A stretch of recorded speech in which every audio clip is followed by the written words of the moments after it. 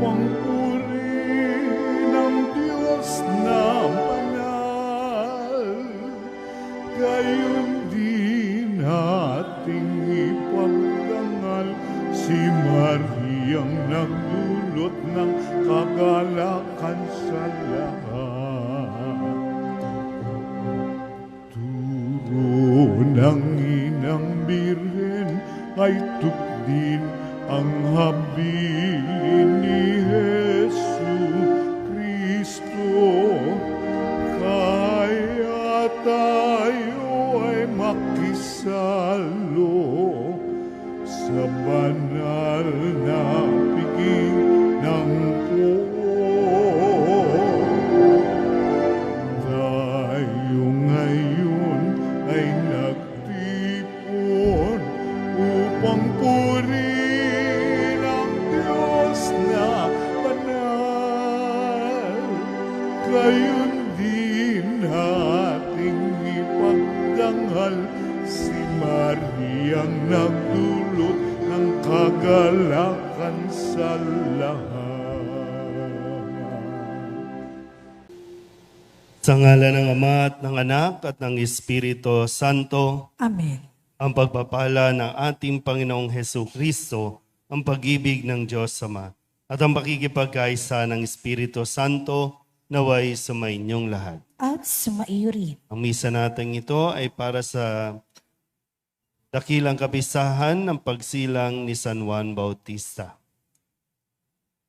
Mga kapatid, aminin natin ang ating mga kasalanan upang tayo'y maging marapat gumanap sa banal na pagdiriwang.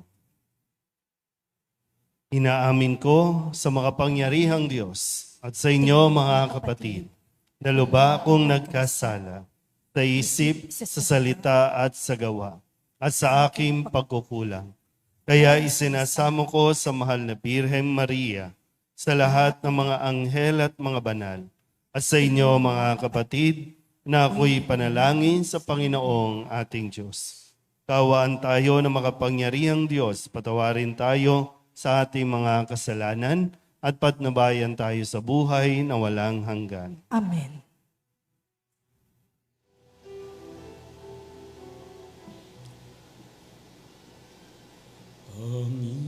Panginoon, kaawaan mo kami, kaawaan mo kami.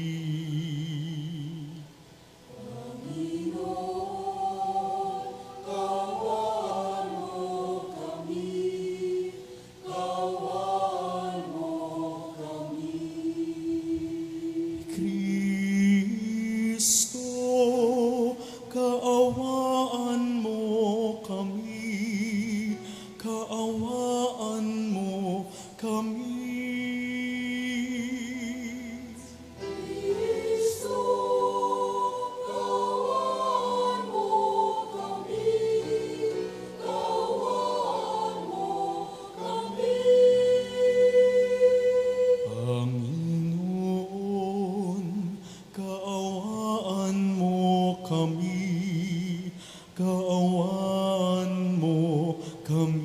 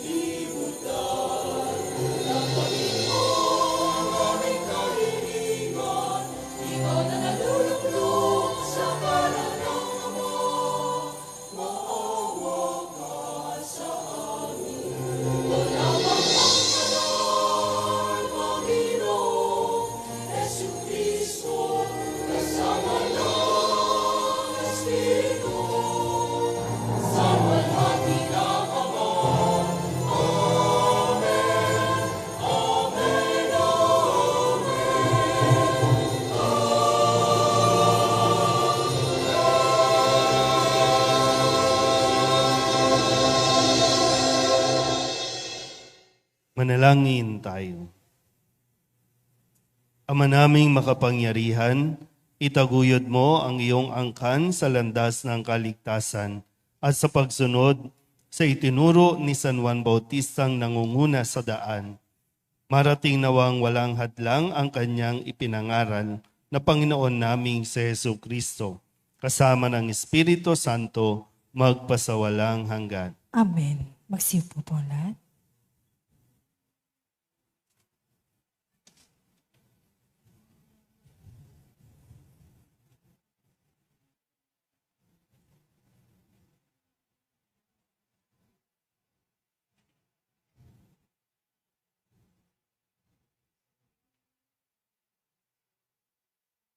Pagbasa mula sa aklat ni Propeta Jeremias. Noong mga araw ni Hoseas, sinabi sa akin ng Panginoon, pinili na kita bago ka ipaglihi upang maging propeta sa lahat ng bansa. Sinabi ko naman, Panginoon, hindi po ako marunong magsalita, bata pa po ako. Subalit sinabi niya sa akin, huwag mong sabihing bata ka, sinusugo kita, kaya't humayo ka. Ipahayag mo sa lahat ang aking utos sa iyo. Huwag mo silang katatakutan, pagkat ako'y sa iyo at iingatan ka. Akong Panginoon ang nagsasabi nito. Pagkatapos, iniunat ng Panginoon ang kanyang bisig. Hinipo ang mga labi ko at sinabi, Hayan, ibinibigay ko sa iyo ang dapat mong sabihin. Ibinibigay ko rin ngayon sa iyo ang kapangyarihan sa mga bansa't mga kaharian. Sila'y bunutin at ibagsak, lipulin at iwasak, ibangon at itatag. Ang salita ng Diyos. Salamat sa Diyos. Saan mo tugunan sa pamamagitan ng pag-awit? Sa pulpas sa pagkasilang, ikaw na ang inasahan.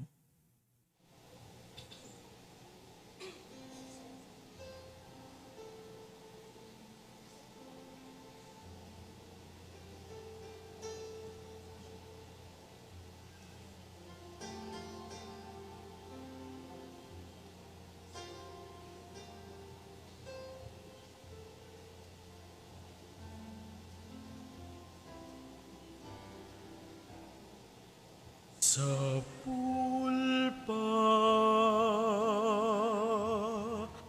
sa pagkasilang, ikaw na ang inasahan.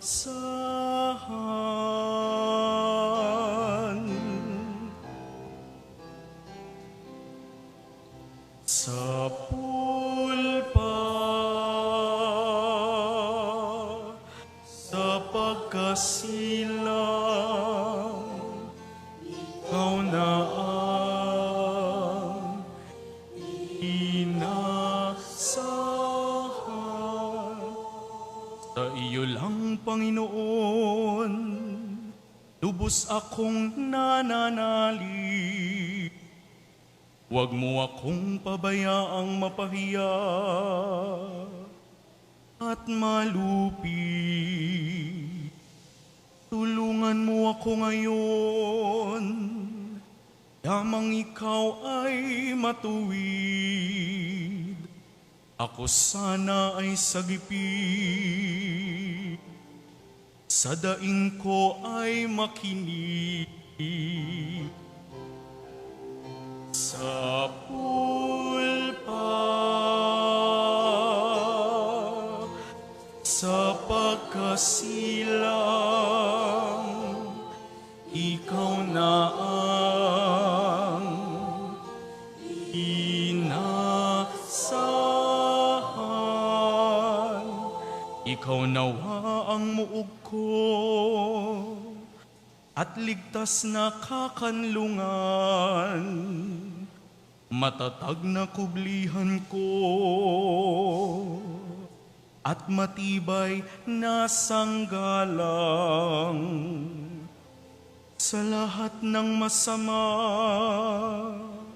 O Diyos, ako'y ipaglaban sa kuko ng mabagsik.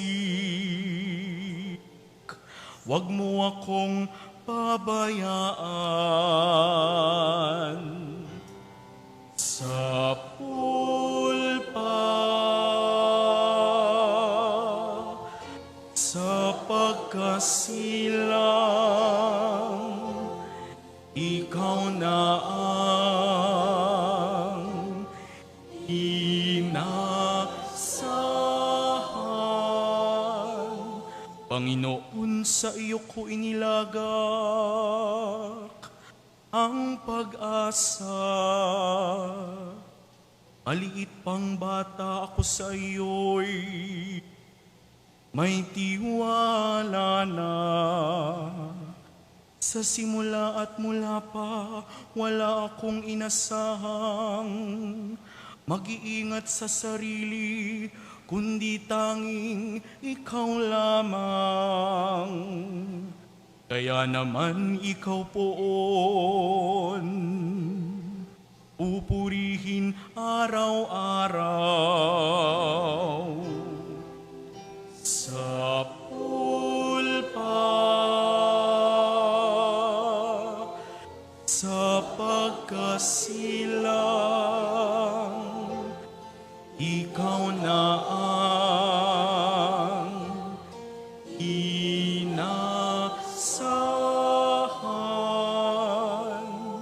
Pagkat ikaw ay dakila, patuloy kong isasaysay. Maghapon kong ihahayag ang dulot mong kaligtasan. Sa pulpa sa pagkabata, ako'y iyong tinuruan. Hanggang ngayon'y sinasambi ang gawa mong hinangaan. Sa pulpa, sa pagkasilang, ikaw na ang inaasahan.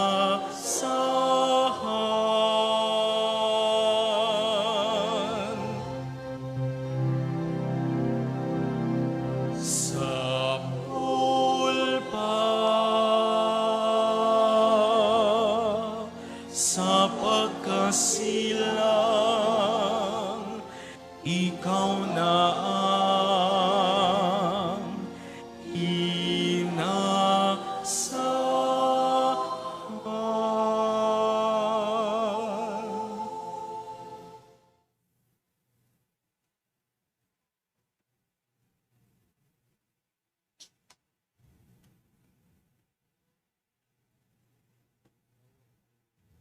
Pagbasa mula sa unang sulat ni Apostol San Pedro. Mga pinakamamahal, hindi ninyo nakita si Jesucristo, ngunit siya'y inibig na ninyo. Hindi pa rin ninyo siya nakikita magpahanggang ngayon, ngunit nananalig na kayo sa Kanya. Dahil dito'y nag-uumapaw na sa inyong puso ang kagalakang di kayang ilarawan sa salita. Sapagkat inaani na ninyo ang bunga ng inyong pananampalataya, ang inyong kaligtasan. Tungkol sa kaligtasang ito, masusing nagsiyasat at nagsuri ang mga propetang humula sa kaloob na itong nakalaan sa inyo. Sinuri nila kung kailan at paano ito mangyayari. Ang panahong ito ang tinutukoy ng Espiritu ni Kristo na sumasa kanila nang paunang ipahayag sa kanila ang hirap na titiisin ni Kristo at ang parangal na tatamuhin niya. Nang kanilang ipahayag ang mga katotohanan ito, Ipinaunawa sa kanila ng Diyos na ang ginagawa nila'y sa kapakinabangan ninyo at hindi sa kanila. Ang mga katotohanang ito'y narinig ninyo ngayon sa mga tagapangaral ng mabuting balita ng Diyos. Nagsalita sila sa inyo sa kapangyarihan ng Espiritu Santong sinugos sa kanila buhat sa langit. Ang mga katotohanang ito'y pinananabikang maunawaan maging ng mga anghel sa langit. Ang salita ng Diyos. Salamat sa Diyos. Magsitayo po lahat.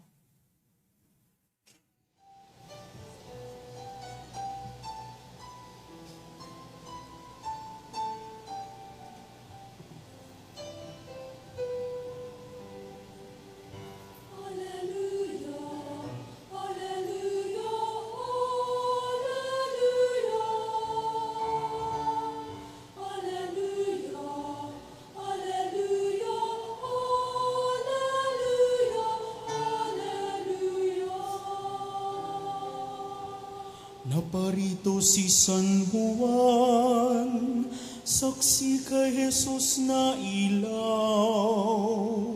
upang ihanda ang bayan.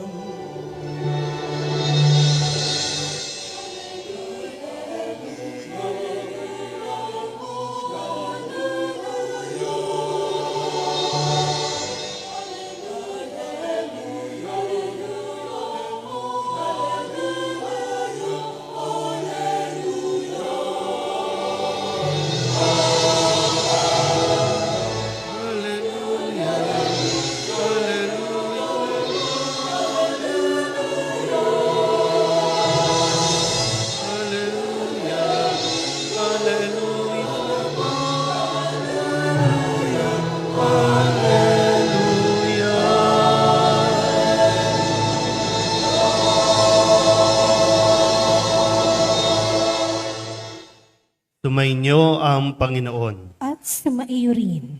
Ang mabuting balita ng Panginoon ayon kay San Lucas. Puri sa iyo, Panginoon.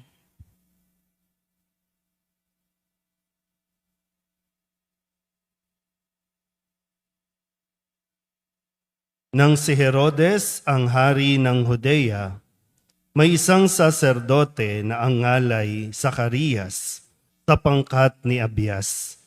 At mula rin sa lipi ni Aaron ang kanyang asawang si Elizabeth. Kapwa sila kalugod-lugod sa paningin ng Diyos, namumuhay ng ayon sa mga utos at tuntuning mula sa Panginoon. Wala silang anak sapagkat baog si Elizabeth at sila'y matanda na. Ang pangkat ni Zacarias ang nanunungkulan noon at siya'y naglilingkod sa harapan ng Diyos bilang saserdote. Nang sila'y magsapalaran ayon sa kaugalian ng mga saserdote, siya ang nahirang na maghandog ng kamanyang. Kaya't pumasok siya sa templo ng Panginoon sa oras ng pagsusunog ng kamanyang. Samantalang nagkakatipon sa labas ang mga tao at nananalangin. Walang ano-ano'y napakita sa kanya ang isang anghel ng Panginoon. Nakatayo sa gawing kanan ng damba ng sunugan ng kamanyang. Nagulat si Zacarias at sinidlan ng matinding takot nang makita ang anghel. Ngunit sinabi nito sa kanya, "Huwag kang matakot, Zacarias. Dininig ng Diyos ang panalangin mo. Kayo ni Elizabeth ay magkakaanak ng isang lalaki, at Juan ang ipapangalan mo sa kanya. Ikaw ay matutuwa at magiging maligaya, at marami ang magagalak sa kanyang pagsilang, sapagkat siya'y magiging dakila sa paningin ng Panginoon. Hindi siya iinom ng alak o anumang inuming nakalalasing. Sa sinapupunan pa lamang ng kanyang ina, mapupuspos na siya ng Espiritu Santo. Marami sa mga anak ng Israel ang panunumbalikin niya sa kanilang Panginoong Diyos. Mauuna siya sa Panginoon, taglay ang espiritu at kapangyarihan ni Elias, upang pagkasunduin ang mga ama at ang mga anak at panumbalikin sa daan ng matuwid ang mga suwail. Sa gayon, ipaghahanda niya ng isang bayan ang Panginoon. Ang mabuting balita ng Panginoon. Pinupuri ka namin, Panginoong Heso Kristo. Magsiupo po ang lahat. Isang magandang gabi po sa inyong lahat. Bagamat ngayon po ay ika-11 linggo ng karaniwang panahon, pero ngayon po ay besperas ng pagdiriwang natin ng dakilang kapistahan ng pagsilang ni San Juan Bautista. Sabihin niyo nga po, San Juan Bautista. Sa buong liturhiya natin, 3 lamang po ang ipinagdiriwang natin na kapanganakan. Pag December 25, ang kapanganakan ni Jesus. Kapag December 8, ang kapanganakan ni Birheng Maria, no? Ang Birhen ng Soledad. At kapag June 24 naman, yan ay ang kapanganakan ni San Juan Bautista. Sa mga tao, no, na mga na-i-declare na santo, kadalasan po ang pinagdiriwang natin o ginugunita natin ay ang kanilang kamatayan. Kasi ang kanilang kamatayan ay ang kanila namang pagsilang sa langit. Pero dito, no, dahil nga sa naging ambag, no, tulong ni San Juan Bautista, kung kaya't minabuti ng ating pong simbahan na ipagdiwang din hindi lang ang kanyang pagkamartir, no, kundi ang kanya ring pagsilang. Kaya ngayon ay mayroon tayong solemnity o dakilang kapisahang ito dahil mahalaga itong para sa atin, no, na mapaalalahanan tayo sa naging biyaya dulot ni San Juan Bautista nang siya po ay isilang. Sa narinig nating ebanghelyo na pahayag ni San Lucas, siya po ay biyaya para sa mag-asawang si Elizabeth at si Zacarias. Piriin niyo po, no? Sabi dito, matanda na sila pareho. Si Elizabeth ay baog. Matanda na, baog pa. Pero, nagdasal sila na pagkalooban sila ng isang anak, kahit isa lang. Kasi nga, para sa kultura noon, no, ng mga Hudyo, ang anak ay biyaya. Kapag ang mag-asawa hindi binibigyan ng anak ng Diyos, ang tingin ng komunidad ay may kasalanan sila o kaya pinaparusahan sila ng Diyos. Kaya isang kahihiyan para sa isang babae ang hindi magkaanak. Naintindihan ba yon? Isang kahihiyan sa isang babae. Kasi nga, ang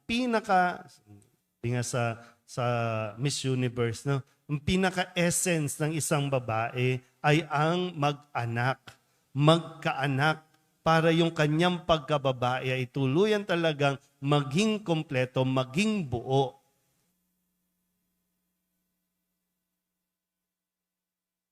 Sabihin nyo nga muna sa katabi ninyong babae, ipagmalaki mo yan. Huwag mo na yung mga bata, no? Huwag mo na kayong magpapabuntis, no? Yung mga nanay na naririto, yung mga babae na naririto, no? So, ilan ang anak ninyo? Dapat mas malaki ang pagmamalaki ninyo kasi mas marami kayong biyaya na natanggap o ipinagkaloob sa inyo ng Diyos. Nga lang, nakakalungkot kasi hindi na natin nakikita ngayon na ang bawat anak ay biyaya. Ngayon kasi kapag nagbubuntis na ang babae, nasa tiyan pa lang ng babae, problema na ang iniisip. Kaya pag lumabas ang bata, problema ang dala. Kasi yun yung, di ba? Di ba, tama ba? Kapag yung mga nanay, di ba? Kaya nga mahalaga na maging, pag nagbubuntis ang babae, kailangan masayahin yan. Mas magandang masayahin, mas maganda positibo ang isip niyan. Kasi yun yung emotions no, na nararamdaman, yun yung emotions na nade-develop doon sa psychological nung bata sa loob pa lang ng sinapupunan. Kasi ang malinaw, katulad ng mga narinig natin, no, na sa sinapupunan pa lang, napupuspos ka na ng biyaya. At lahat tayo po dumaan sa ganitong proseso. Hindi lang tayo basta nagse-celebrate na. Ipag-celebrate natin si San Juan Bautista. Birthday niya ngayon lahat tayo ipinanganak din. Pero kailangan natin balikan kasi kung si Juan Bautista ibinigay sa mag-asawang si Elizabeth at si Zacarias, hindi para maging problema, kundi para tumulong na maging biyaya sa iba. Kaya nga pinahayag na nung anghel kay Zacarias na ang batang ito ay mapupuspos ng Espiritu. Marami yung mga panunumbalikin sa Panginoong Diyos. At ihahanda niya ang bayan sa pagdating ng Panginoong Diyos. Mayroong misyon, mayroong dahilan. Yung isang reality din, minsan, nararamdaman natin na hindi tayo gustong ipanganak sa mundong ito. Sa kung ano man ang naging kadahilanan ng inyong mga magulang. Okay na yon. Kasi ang kailangan din natin maisip, kahit ayaw nung tao, kahit ayaw nung magulang mo, ginusto ng Diyos na ipanganak ka. Hindi para mabuhay sa sama ng loob, hindi para maging masama sa mundong ito. May gusto ang Diyos na ipagawa sa iyo. Kahit pasabihin na natin, pinanganak kang, may kapansanan, ngayon, PWD,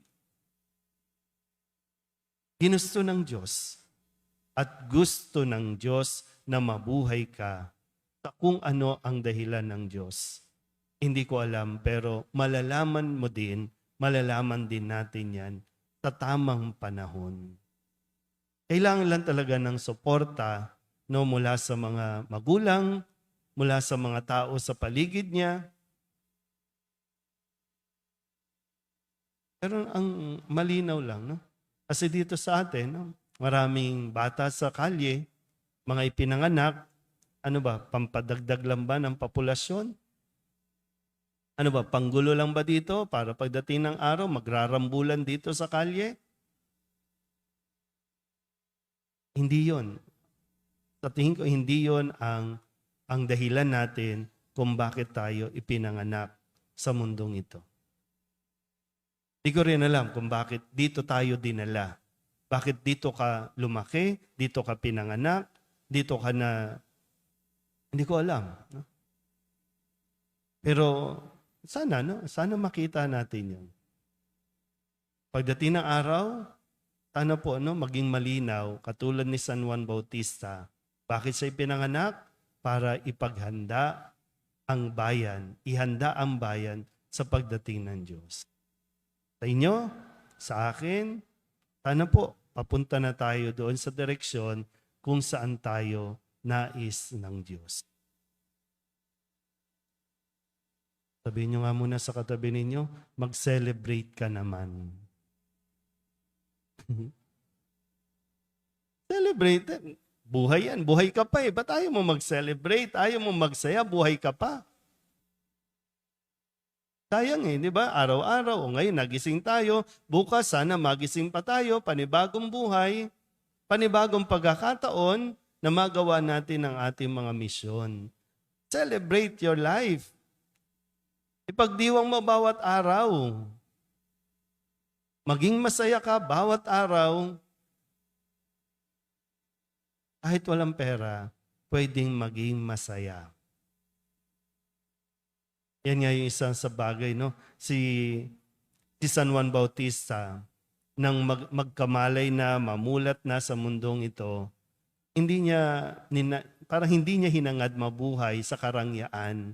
Hindi nga niya ginusto na magdamit na mamahalin. Hindi niya rin sinanay ang kanyang sarili na kumain ng masasarap. Simpleng buhay lang ang kanyang tinahak. Mas simpleng buhay, mas malapit sa Diyos. Titingnan po, no? Mas simpleng buhay, mas malapit sa Diyos. Tandaan din natin, habang naghahangad tayo ng labis-labis na karangyaan sa buhay, sana po makita rin natin kung gaano tayo napapalayo sa Diyos. Sabihin niyo nga po ulit, salamat sa Diyos sa buhay na ito. Parang hindi naman talaga kayo, no? Pero sana po, no? Salamat sa araw na ito. Kung hanggang ngayon na lang, sana nagawa ko ang aking misyon. Bukas, magigising ulit. Salamat sa Diyos, ipagpapatuloy ko ang aking misyon. Amen? Ipahayag natin ang ating pananampalataya. Sumasampalataya ako Sa Diyos sa mga makapangyarihan sa lahat, na may gawa ng langit at lupa. Sumasampalataya ako kay Jesucristo, iisang anak ng Diyos, Panginoon nating lahat. Nagkatawang tao siya lalang ng Espiritu Santo, ipinanganak ni Santa Maria ang Birhen, pinagpakasakit ni Poncio Pilato, ipinako sa krus, namatay, inilibing, nanaog sa kinaroroonan ng mga yumao. Nang may 3 araw na buhay na maguli, umakyat sa langit, naluluklok sa kanan ng Diyos ang mga makapangyarihan sa lahat. Doon magmumulat paririto at uhukom sa nangabubuhay at nangamatay na tao. Sumasampalataya naman ako sa Diyos Espiritu Santo, sa banal na simbahang katolika, sa kasamahan ng mga banal, sa kapatawaran ng mga kasalanan, sa pagkabuhay na muli ng nangamatay na tao, at sa buhay na walang hanggan. Amen.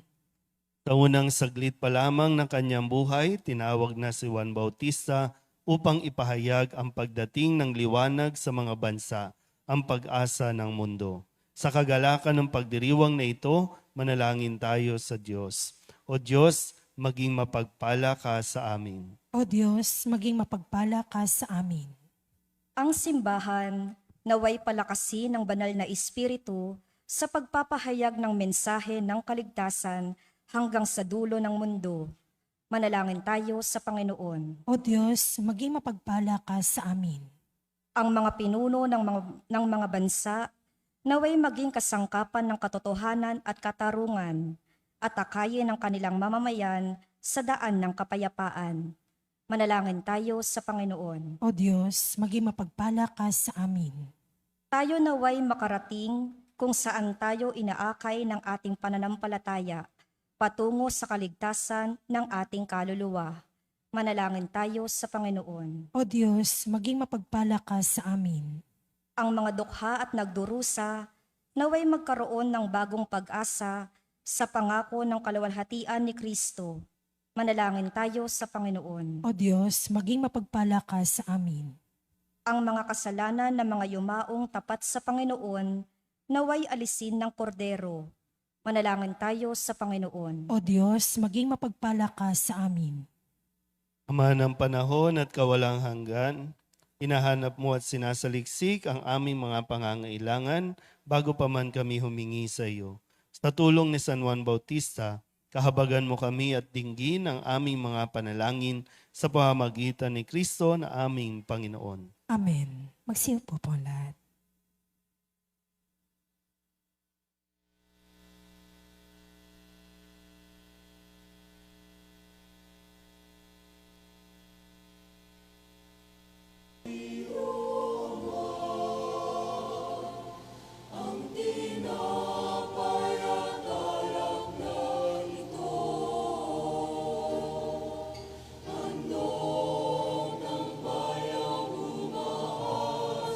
Su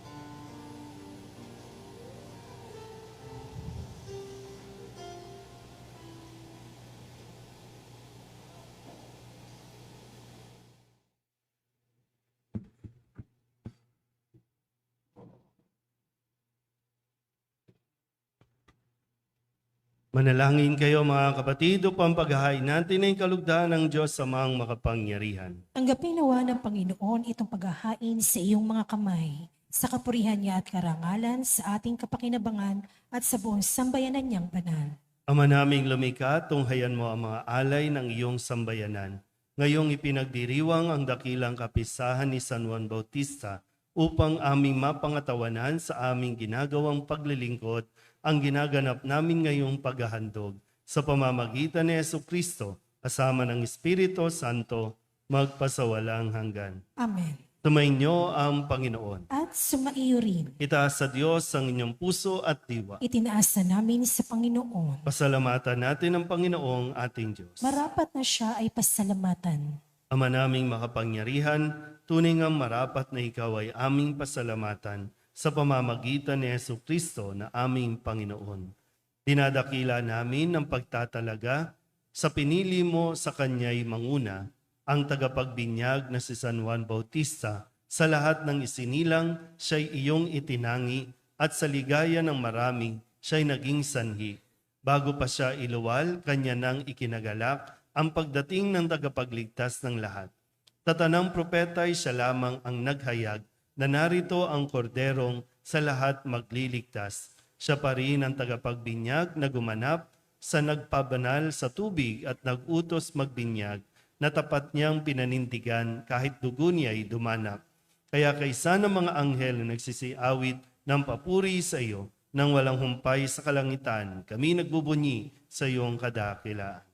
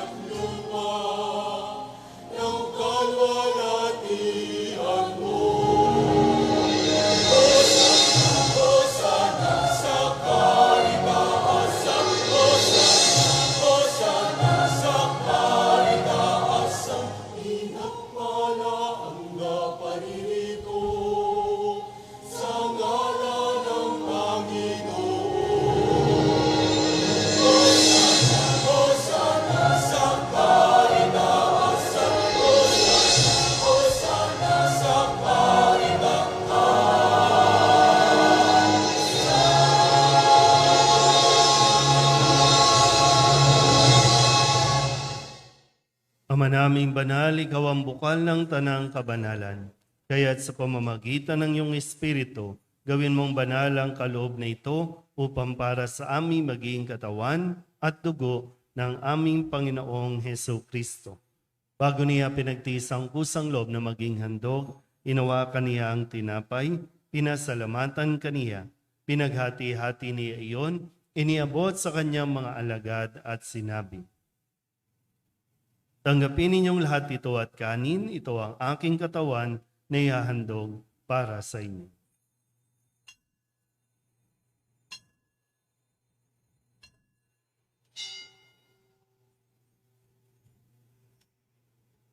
Gayun din naman nung matapos ang hapunan, hinawakan niya ang kalis, muli kaniyang pinasalamatan. Iniabot niya ang kalis sa kanyang mga alagad at sinabi, tanggapin ninyong lahat ito at inumin. Ito ang kalis ng aking dugo ng bago at walang hanggan tipan. Ang aking dugo na ibubuhos para sa inyo at para sa lahat sa ikapagpapatawad ng mga kasalanan. Gawin ninyo ito sa pag-alaala sa akin.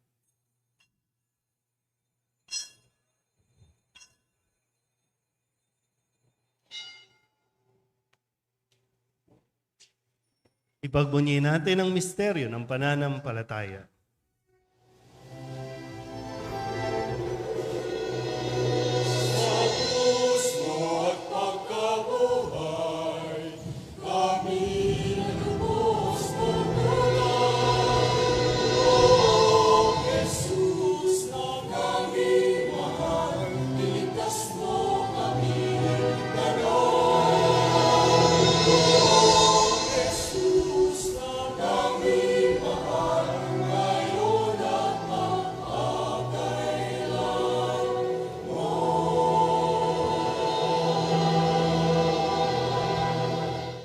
Ama, ginagawa namin ngayon ang pag-alaala sa pagkamatay at muling pagkabuhay ng iyong anak.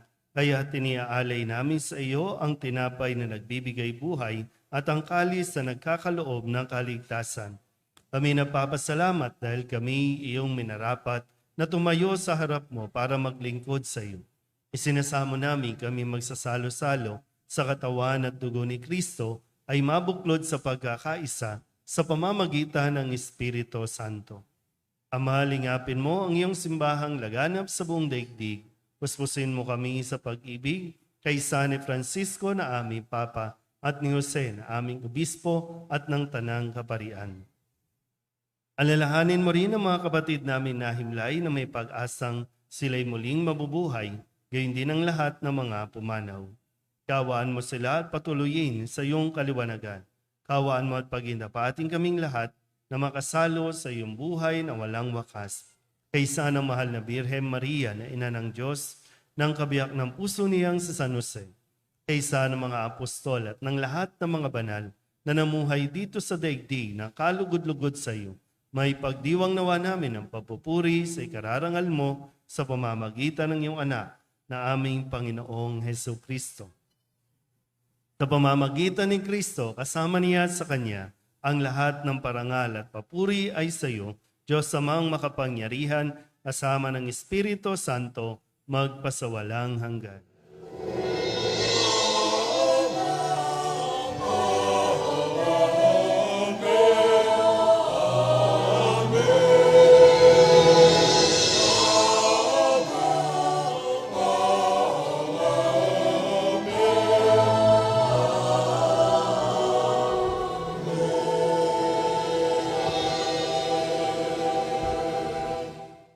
Tatagubili ng mga nakagagaling na utos at turo ni Jesus sa Panginoon natin at Diyos, ipahayag natin ang lakas loob.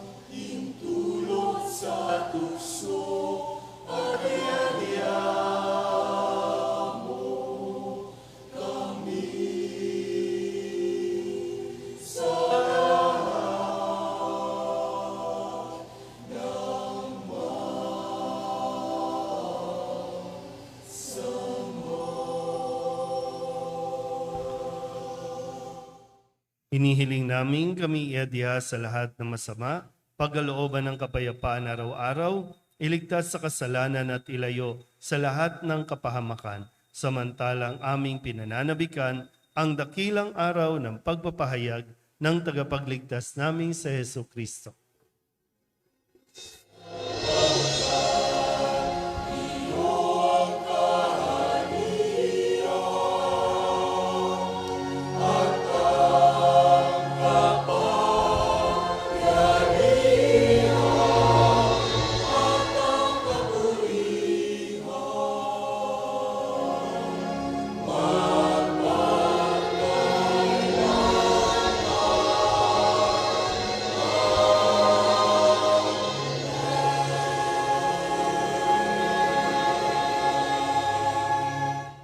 Panginoong Heso Kristo, sinabi mo sa iyong mga apostol, kapayapaan ang iniiwan ko sa inyo, ang aking kapayapaan ang binibigay ko sa inyo.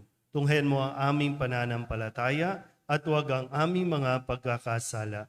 Pagkalooban mo kami ng kapayapaan at pagkakaisa ayon sa iyong kalooban, kasama ng Espiritu Santo, magpasawalang hanggan. Amen. Ang kapayapaan ng Panginoon ay laging sumainyo. At sumaiyo rin. Mabigayan po tayo ng kapayapaan sa isa't isa.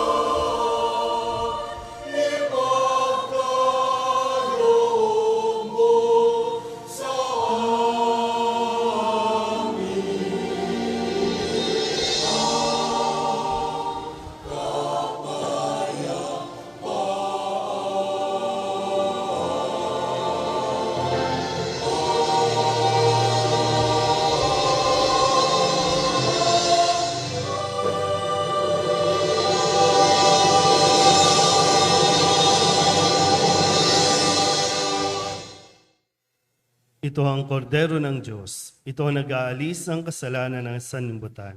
Mapalad ang mga inaanyayahan sa kanyang piging.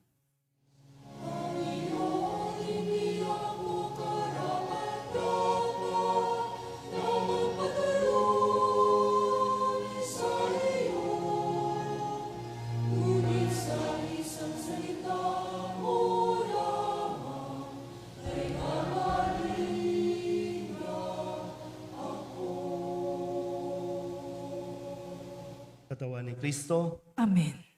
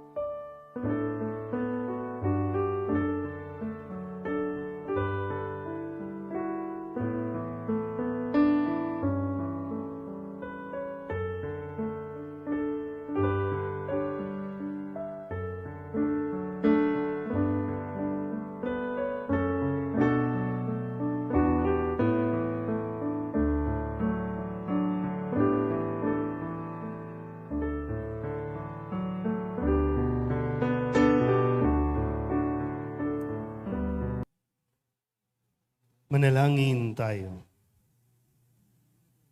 Ama naming mapagmahal, kaming nagsalo sa banal na pakikinabang ay ipatangkilik mo sa dakilang pagdalangin ni San Juan Bautista at ipinakiusap nawa niyang kami kalugdan ng iyong anak na kanyang itinurong kordero ng Diyos na nag-aalis ng aming kasalanan bilang aming manunubos kasama ng Espiritu Santo magpasawalang hanggan. Amen. Sumainyo ang Panginoon At sumaiyo rin. at pagpalain kayo ng makapangyarihang Diyos, Ama at Anak at Espiritu Santo. Amen. Tapos ang banal na misa, humayo tayo sa kapayapaan ni Kristo. Salamat sa Diyos. Magandang gabi po.